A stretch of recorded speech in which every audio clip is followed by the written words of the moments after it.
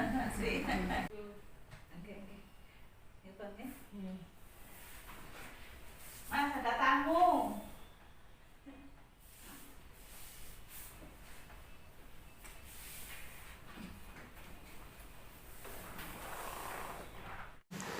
Ada apa Pak Sri? Assalamualaikum Pak Ustadz. Waalaikumsalam warahmatullahi wabarakatuh.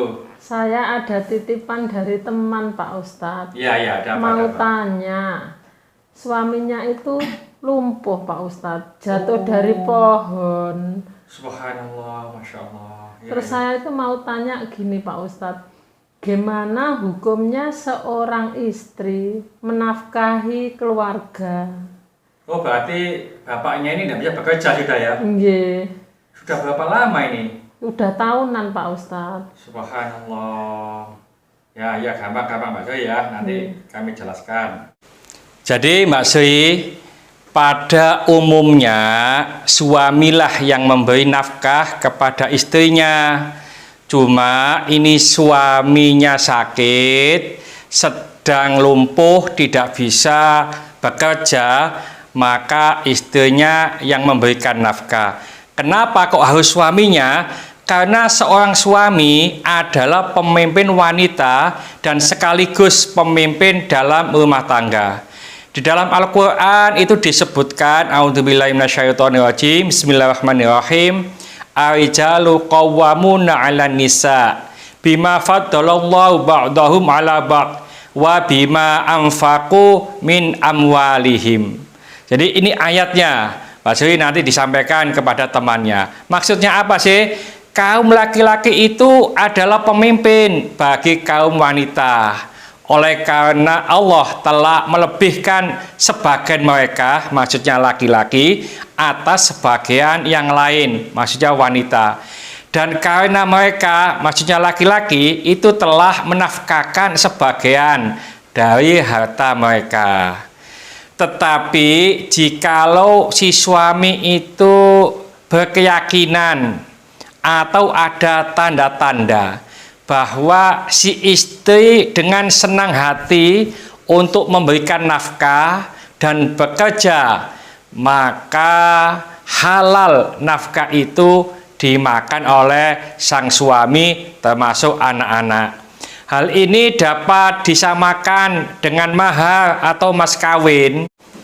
Juga disebutkan di dalam Al-Quran di ayat lain, A'udzubillahi minasyaitonirrajim, Bismillahirrahmanirrahim, wa atun nisa shadaqatihinna nikhlah fa in tibna lakum an syai'in minhu nafsan faquluhu hani'am mari'a. Maksudnya, berikanlah mas kawin atau mahar kepada wanita yang kamu nikahi sebagai pemberian dengan penuh kerelaan. Kemudian jika mereka menyerahkan kepada kamu sebagian dari mas kawin itu dengan senang hati, maka makanlah atau ambillah pemberian itu sebagai makanan yang sedap lagi baik akibatnya. Jadi Mas Sri sudah paham bahwa sebenarnya yang memberikan nafkah itu laki-laki. Tapi kalau yang memberikan nafkah itu wanita atau istrinya dan istrinya rela untuk memberikan nafkah, maka diperbolehkan. Tapi si istri itu kan tentunya harus bekerja. Nah, bekerja itu bisa di rumah, tapi juga kebanyakan wanita itu bekerja di luar. Lalu bagaimana hukumnya wanita bekerja yang di luar rumah? Maka hukumnya adalah haram. Jadi wanita bekerja di luar rumah itu haram apabila diduga kuat itu bisa menimbulkan fitnah bagi perempuan itu. Dan hukumnya makruh bila hanya sekedar ada kekhawatiran akan terjadinya fitnah bagi perempuan itu. Di dalam kitab Is'adul Rafiq itu Syekh Muhammad bin Salim menjelaskan yang intinya dalam kitab Al-Zawajir disebutkan bahwa sesuai dengan redaksi hadis di atas, maka keluarnya wanita dari rumah adalah termasuk dosa besar. Agar pernyataan ini sesuai dengan kaidah-kaidah kita, maka harus dipahami dalam keadaan jika memang benar-benar akan terjadi fitnah. Adapun jika hanya sekedar ada kekhawatiran terjadinya fitnah, maka hukumnya makruh.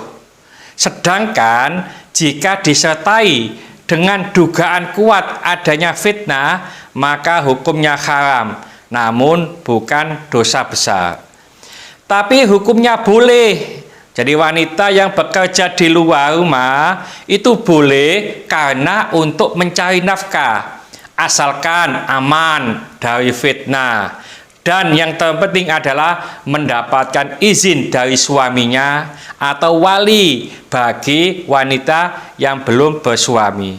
Di dalam kitab I'anat Thalibin, kitab ini dikarang oleh Syed Bakri Syato Ad-Dimyati, yang beliau menjelaskan wa minha ay minal mawadi illati yajuzul khuruju li ajliha idza kharajat liktisabi nafaqatin. Maksudnya, dan di antara hal-hal yang memperbolehkan wanita bekerja di luar rumah adalah jika keluarnya itu untuk mencari nafkah. Jadi Mbak Sri nanti disampaikan kepada temannya ya, bahwa temannya atau si istri itu untuk memberikan nafkah itu diperbolehkan kepada suami dan anak-anaknya. Karena dikiaskan bahwa si suami itu memberikan mas kawin, memberikan mahar, lalu si istri ini dengan sukarela mahar ini dimakan oleh suaminya, diambil oleh suaminya, itu diperbolehkan. Jadi wanita bekerja untuk menafkahi suaminya itu diperbolehkan. Karena apa? Karena suami menduga bahwa istrinya itu rela dan istrinya memang ridho.